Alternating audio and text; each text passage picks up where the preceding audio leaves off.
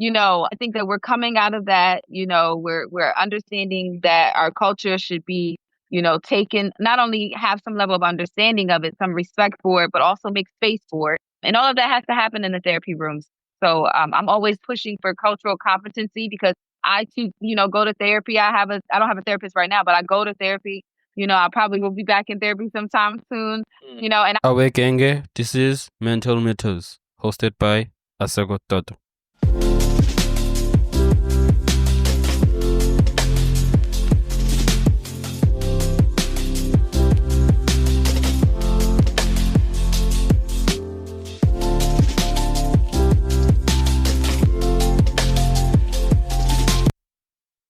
Hello, everyone. Welcome to another episode of Mental Matters. I'm your host, Asagot Toto. And before we dive into today's incredible conversation, I have a small favor to ask. If you enjoy what you hear today, please take a moment to rate and review our podcast on Apple Podcasts, Spotify, or wherever you listen. Your feedback not only helps us improve, but also helps others discover the valuable insights we share every week. And if you find today's episode particularly inspiring or insightful, don't forget to share it with your friends, family, or anyone you think could benefit from it. Thank you for your support. It truly means the world to us. Now, let's get back into our conversation. Can you tell us a bit about what initially drove you to this field of mental health? absolutely, absolutely.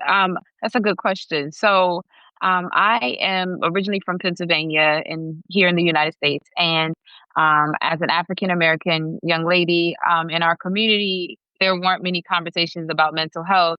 I had experienced a lot of losses through like grief. I lost my mother as a child. I had lost a few family members, some uncles, a cousin. And I realized that there was no way for us to really talk about these issues. Like I was grieving, loss of life is a universal problem. It's something that is causes extreme sadness and requires, for people to kind of talk through it. But back then, this is the 2000, early 2000s. As I was growing up as a child, there weren't many people that were open to therapy, and there also weren't many Black people that were going to therapy. And so, back then as a child, I thought that was interesting. So I didn't know any therapists. I had never met a therapist. So, my initial career goal of being like a doctor or a lawyer, like most Black kids and, in urban areas are told to just be doctors or lawyers. I was like, well, this is a need in my community. No one's doing it. Maybe I should pursue it. And so um, I took the route of, majoring in psychology and seeing where that would take me. And I ended up getting a master's from Drexel University in marriage and family therapy in 2012. And I became a licensed clinical marriage and family therapist in 2017. So, yeah, this was an intentional route for me because I just didn't see it in my community. And I can agree with you in terms of the point of grief. Also, I have lost a lot of people in my life and not realizing and having that mentality of, as a Black person, you don't talk about mental health, you don't deal with your feelings. Right. You just internalize everything until it Mhm. is out. I feel like it's something that I've realized this year, no, that I am going through a lot and I needed to fix my things in terms of fix. And I had that conversation with myself of about Mhm. as much as I preach about mental health, I I acknowledged my feelings towards mental health in terms of suffering from mental health. Now let me try to seek some help in that perspective. But when it came to grief, I didn't think that it really affected me, my mental health, until, as I mentioned, this year, and it really took a lot of toll in me, and Mhm. Mhm. able to bury my grandmother, uncle, and stepfather in the consecutive 3 years. Mm. It was really, really hard for me, and I was expected to be the one who is half, even though it really felt actually grief really hit me when I was burying my grandmother, and at some point I didn't think that I was too close to her. And during the funeral, I realized, did hit me, and I didn't think that I would cry, and I bursted Mhm. into tears. And as you know, that in the black community, and mostly men don't usually tend to cry when it comes to these things. They are the ones Right. who are supposed to stay strong and take care of the family. And I love the fact that you mentioned grief, and it's something that I realized that I need to talk about more on this podcast and how it really affects our mental well-being in general. Mhm. Mhm. Absolutely. I think that all too often we don't have those conversations around grief, and it's interesting because it's one concept that's universal. Like everybody experiences the loss of someone they love, but definitely in our community, it's whew, we definitely rely on Black men to be the pillar and we're y'all are our strength, and it sucks because a lot of the times your own emotions then get pushed to the back, and no one cares to hear them, see them, or talk about them. So yeah, I'm glad we're able to have this conversation. Thank you so much, you, for being able to accept my invitation. And actually, I just want, firstly, I just want to, secondly, I just want to dive deep into personal journey and importance of representation. The, import, the importance of cultural competency and representation in the mental health care. Why do you believe this is so crucial, especially for Black communities? Absolutely. I think that for Black communities is very important. One, because it's just the entire like African diaspora, right? And just what it means to be Black. Like there's so many different cultures, there's so many different languages, there's so many, different aspects of us. Black people are not a monolith, right? And so there's not like one set thing. But one way that we always connect is through culture, right? And so if someone doesn't have an understanding of said culture of just being Black, whether it's from the Bahamas, you're a Bahamian Black person, or you're from Nigeria and you're naturally born African Black person. It doesn't matter. We understand that universal cultural understanding. And so for a lot of clients just coming to therapy, you desire the first thing to just be seen, and just feel like you have a space where you can be yourself authentically, right? And so if you're going into this space with these expectations and someone doesn't have an understanding of your culture, it could be something as simple as, I know for my clients, my Black young ladies, they just got their hair done. So when I see them, I'm like, oh, girl, you. And they know exactly what that means, right? Now, if it weren't necessarily me seeing them and instantly, they feel better, their self-esteem is boosted, and it starts our conversation off positively, right? Yeah. And so that could be something so simple, but that's aligned with our culture. And what we see, since our culture hasn't always been welcoming of therapy or mental health, what we've naturally seen who clung to this particular work where Europeans or white individuals, sadly, other races are more open to therapy and have been more open to therapy historically. So they've been more drawn to these careers. And so, you're going to have more people when they represent a larger population of the world. Of course, you're going to have more professionals who are non-Black. And so because we're finally getting into a space where we're becoming as a community okay with therapy, now people are seeing it as a profession they can go into, something that their family would be okay with, something that their community would be okay with. Therapists were for a long time like it was like becoming a police officer, or, like for the Black community, it's like, oh, those are people we don't fool with. So, I think that we're coming out of that, we're understanding that our culture should be, taken, not only have some level of understanding of it, some respect for it, but also make space for it. And all of that has to happen in the therapy rooms. So I'm always pushing for cultural competency because I too, go to therapy. I don't have a therapist right now, but I go to therapy. I probably will be back in therapy sometime soon. And I'm looking for somebody who understands me, right? At the basic, make space for who I am. And who I am is I wake up every day as a Black woman. And so I need you to understand my culture. You really touched on something very important. I had a guest on my podcast where we spoke about actually in therapy in general, and whereas I mentioned that when it comes to therapy and Black people are something that don't click in terms of, as you said, that you for you for you to go back to therapy, you will be looking for someone who will actually understand you and understand your struggles. And I feel like culture really plays a huge role in when it comes to mental health. And also, and another thing that you mentioned is the fact of being validated. I feel like people don't realize that validation plays a huge role when it comes to mental well-being, because if I'm not being validated, even if I'm not recognized, if I'm not seen, I will feel down and realize. I feel like one of the things that te- I would say, how should I put this? That ends up ends up making people commit suicide is the fact that they Mm-hmm. are not validated, and they assume that people don't care about them, and it's very important of mentioning it. And I've seen it. I've seen the fact that in terms of validation, as men, I spoke up, as I've said, that men, in terms of mental health, they don't talk about it because the fact that they internalize it, as I've mentioned earlier, that I internalized my grief because I didn't know how to take care of it. And I feel like as a black community as a whole, we we don't usually talk about mental health.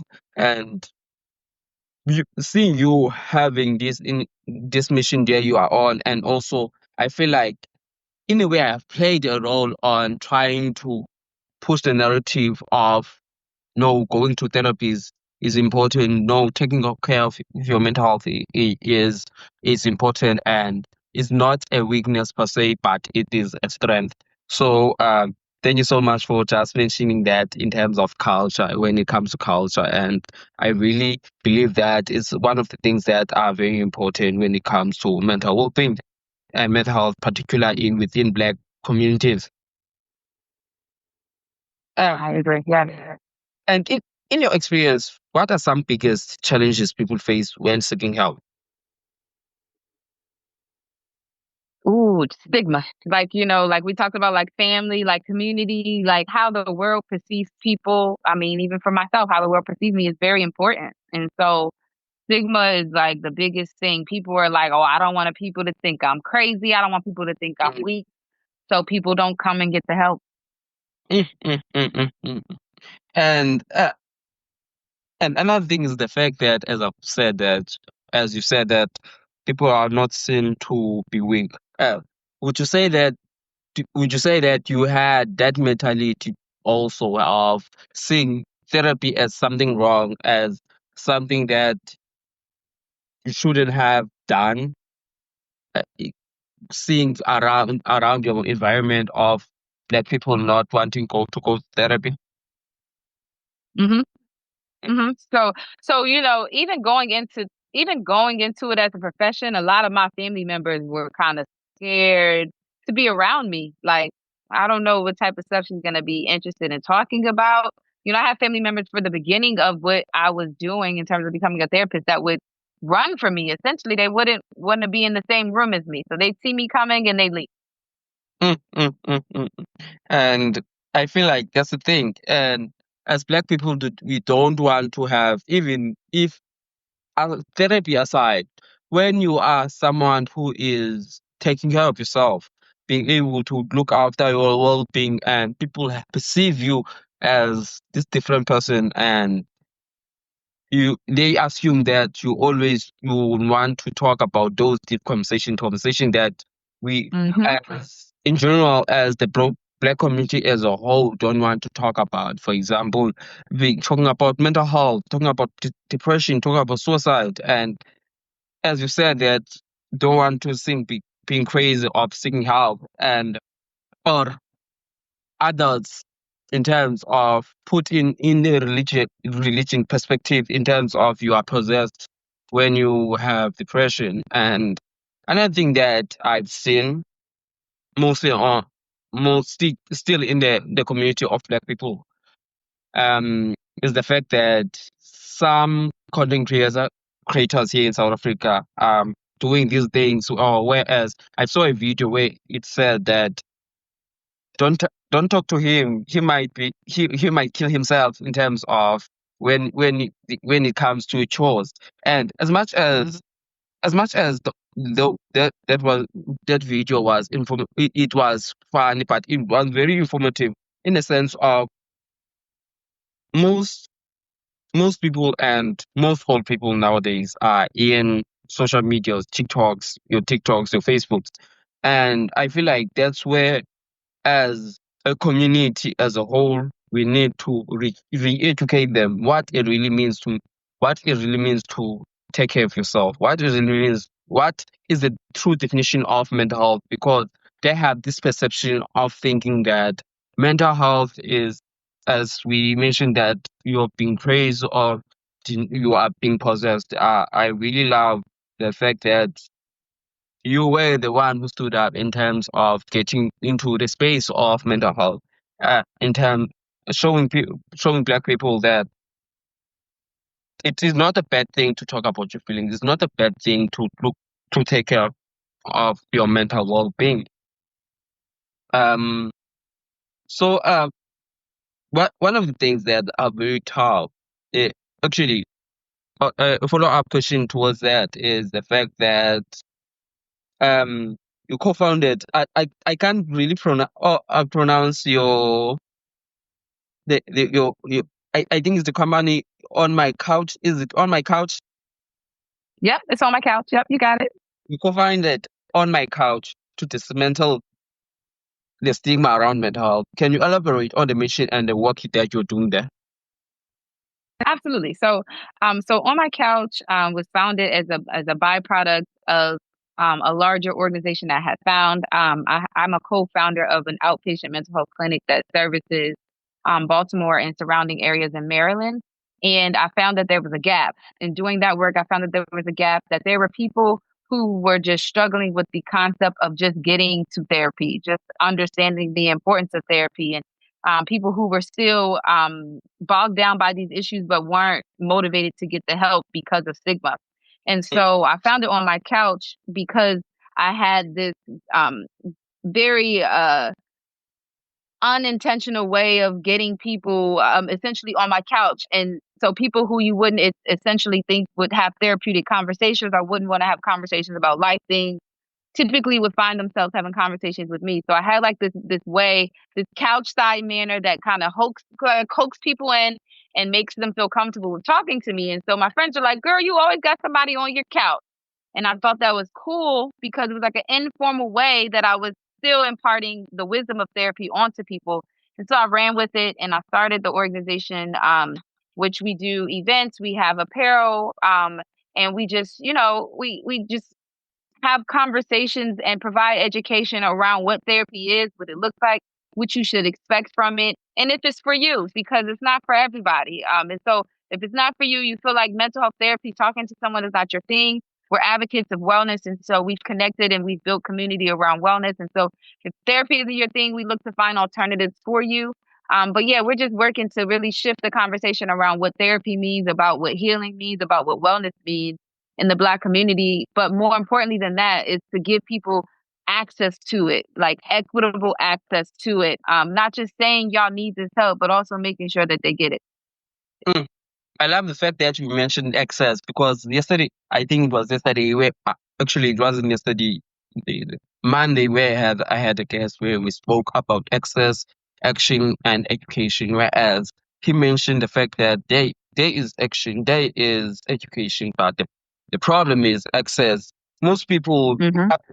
don't have access when it comes to mental health, when it comes to Black people. And if they have that access to in terms of counseling or therapy, is the fact that the person that might be there, that is offered by that certain organization or by the government, doesn't understand the certain person in terms of, I am Black and our university Mm-hmm.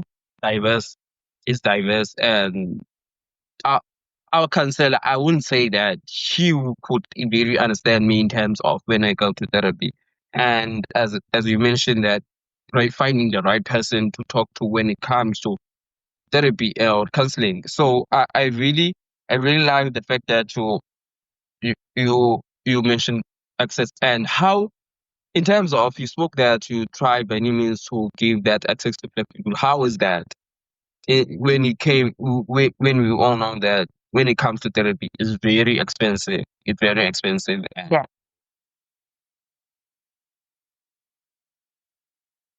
Yes, it's so that's what I found. So solid ground, we like what we found is that we started our organization because we felt like in Maryland, particularly that people were getting the mental health treatment. They were having access because they had the insurance. We were accepting insurance. We still do accept insurance. And that's what's happening also, like you said, like individuals too might be employed by the government or might be employed by nonprofits or, you know, may be licensed or may not be licensed or maybe working with a graduate license. They often work for nonprofits or community organizations that push like these like numbers and this productivity, and so it gets in the way of people building relationships and being genuine. Or sometimes they just have therapists who just are there to just get their hours to get a graduate license, and typically they don't look like us. They don't look, they're not black therapists, or they don't have an understanding of anything that has to do with being black, right? And so that's another gap we're trying to work through, is because we're trying to, like, on my couch is trying to make it so that people understand that, you know, um, therapy is not this icky thing, but also like encouraging other practitioners, because what has happened in our field is because we haven't advocated the way we need to, and because of, politics in the government and the United States, insurance dictates a lot of what people do as it relates to therapy. So, oftentimes you'll find that therapists don't take insurance, or they only take certain insurances, or and so that also speaks to the access problem. So, I mean, we got a lot of work to do. We got a lot, as a country, as a people, as a community, we have a long ways to go, because if we're going to have a conversation about like access and making sure that we have enough therapists to go around, then we have to have a conversation about education and making sure that it's, accessible for people to actually go to school and become therapists. Then we have to have conversations about making sure that insurance companies are reimbursing people so that it makes sense to accept insurance. So it's layered, but like in terms of what we're doing, what I'm doing, what, solid ground and on my couch is doing, we're trying our best to connect with as many people, as many organizations, and get as much funding as we can so that we can continue to offset the cost of therapy. So yeah, it's an ongoing thing. I also believe that I also agree with you. It's a very tough thing when it comes to healthcare in terms of taking off mental health. And also, I think the uh, a bill was passed here in South Africa recently. I forgot I forgot what it was, and also it had very impact on salaries of black people, like not black people only, but in general all over South Africa. And I believe that it had that bill only covers people that pay have in a way, how can I put this? Cover people that have big job, permanent job actually, and so in a way, it's the fact that we this this battle of trying to get to finance that thing of providing free therapy, providing the fact of, as you mentioned, that insurance has a bit of a challenge when it comes to therapy, because I feel like in a way some companies, most actually, let me just say, most companies in South Africa, I don't think they take insurance in terms of therapy. Wow. So it is a very tough battle, and also even our government is not serious when it comes to mental health. And if I think they don't they the most field that is in a way funded by the government, the most under budgeted field is mental health as a whole, because they don't they don't how can I put this? They don't recognize mental health as yet, as it's still, as you know, that mental health is something that is recently people have been talking about it. Right. So it hadn't been out there. And also, when it comes to grants, one thing that we realize that is a fact that when it comes to disability rights, mental health, neurological disabilities are not recognized as disability in South Africa. Okay. It is a very tough battle, and it's something that some organization, actually almost all the organization that are under disability are fighting for that neurological disabilities should get the grant for disability, and it's a very tough decision. And I feel like it's something that has drawn me more, and it has given me fire to fight, to talk about more about mental health, not only mental health as a whole, but also disability, because disability also plays a role. And also within the black community, it is seen something as different. And once an individual is seen as has a physical disability, parents end up sheltering them, not realizing that they are not preparing them for the world. And yeah, yeah. With those words, before we close off, I'm saying that we all or almost out of time. Before I close out, do you have anything to share with the audience? Final words. I just thank you for having me. I'm so excited. Like, I mean, you're in South Africa. It's so interesting because I was just in South Africa in January and I thought it was such a beautiful country. So it's so interesting to hear. I love to hear what things are going on with our communities internationally. So I'm so grateful to be here. Thank you for having me.